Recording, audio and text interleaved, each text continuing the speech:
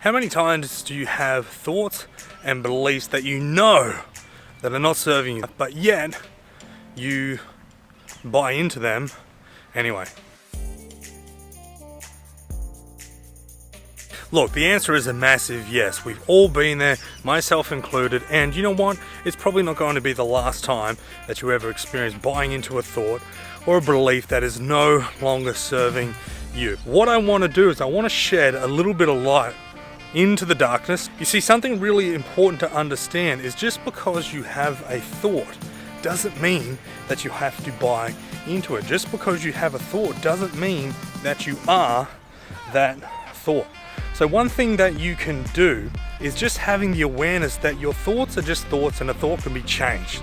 It's just thinking, right? And when you think about it, what is thinking in a nutshell? It's literally talking to yourself within your own mind. It's asking questions and then answering those questions. Now, whether you get a answer that actually adds to your life and you can do something with it, then that's going to be the difference. But one thing that I want you to think about is that your stream of thoughts is something that you can actually live in, or it's actually something that you can live with. The difference between living in and with is this. When you are living with your thoughts, imagine that it is like a road next to you with cars going by one after the other. Now, when you're living in your thoughts, imagine living in the traffic. So a massive thing that I hear people say a lot is like, you know what, I'm gonna go home and think about it. I've got this problem, I've got this thing that I want to do, but I'll go home and think about it. The very first thing that comes out of my face is, well, if you know how to think, thinking is a great thing. If you do not know how to think, then it's possibly one of the worst things that you can do. Think about it like this. If you have got a destructive way of thinking, all right, spiraling down, a destructive way of thinking, then when you go and think about whatever it is that you want to think about, you're probably just going to think about the negatives of it, the limitations of whatever it is that you want to do. Now, if you know how to think, well, then that way, come up with solutions that is really going to benefit yourself.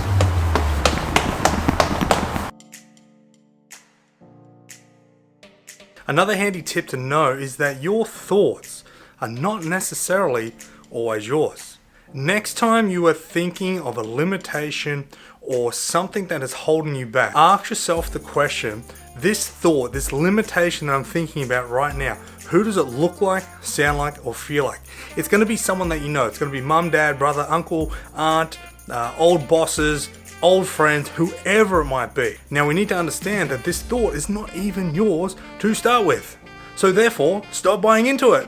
We need to get to the point where we make the decision to question our questions within our own mind. Only then will you start to discover what is so-called yours in the now moment and what is your thought, but it could be from you 20 years ago. They're both going to produce very different results. Alright, so here are 3 very simple, easy tips that you can use in order to create better thinking within your life. Step number 1 is to question your thinking. Ask yourself, literally, is this true? When you find yourself coming up against a limitation or a barrier or a boundary, ask yourself, is this actually true? Step number 2 is going to be understanding the purpose or intention of the limitation or the boundary. Ask yourself the question, hey, what is the purpose or intention of this way of thinking? So let's just say that you have a thought of, you can't do this, or you're too stupid, or you're not good enough, or whatever it might be.